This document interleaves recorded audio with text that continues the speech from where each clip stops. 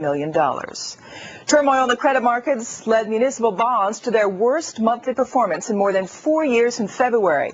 How will trouble with the bond insurers affect the market for munis and other structured products? For his thoughts, we turn again to Jay Brown, Chief Executive of MBIA, and we're joined by Paul Brennan, who manages $12 billion in municipal bonds at Nuveen Asset Management. He's in Chicago this morning. Welcome, Paul. Good to see you. Hi. I'd love to get your current assessment of how things are shaping up in the municipal bond market now as we approach a new month, and how, if any, we're seeing any sort of change in sentiment based on all the headlines involving companies like MBIA and AMBAC. Well, the troubles with insurers have definitely impacted the muni market.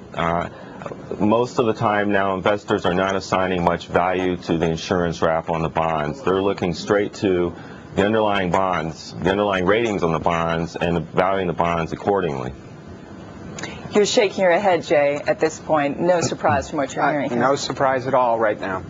But where do we go from here, Paul? I guess that's what people want to get a handle of, because there have been such extremes. Where do you see things going now in the next couple of months here?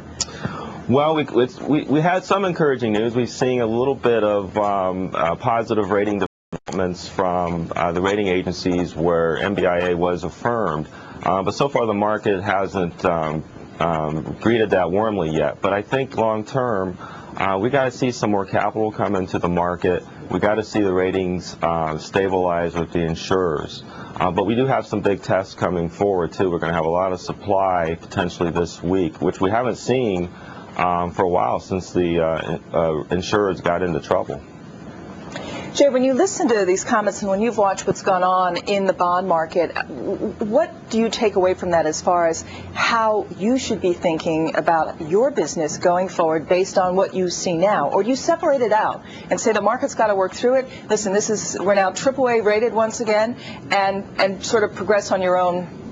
Okay. Now, the market does have to work it out. There are no quick fixes when you have this kind of market turmoil.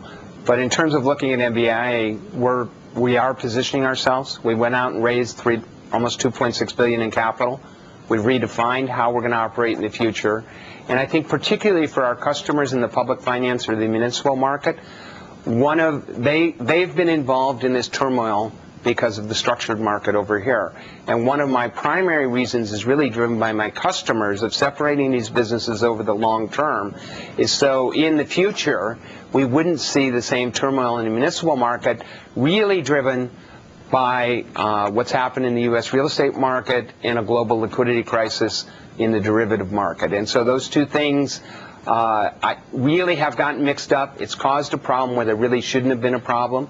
And so from an offering, from our products being offered going forward, 5 years from now, we would not have this same issue. And that's really a customer response versus something somebody's telling me to do. I look at this and I look at our customers and go, there's value to that insurance. And right now, because of all the turmoil, all the news, that value has been finished. And my job both today, tomorrow, next week, next month, next year, probably for the next 5 years, is reestablish that value. We're well ahead on the financial side. Now it comes down to re-embellishing our reputation step by step by step, and hit that stability point that Paul mentioned, where the markets settle down and you start to see where the real value of insurance is. Paul, when will we see the real value of insurance? What does the market want to have happen next? Well, I think they want to feel comfortable that the AAA ratings of the insurers is secure, and until there's comfort with that, investors aren't going to assign much value to the insurance wrap. They're going to continue to look at the underlying bond rating and invest accordingly.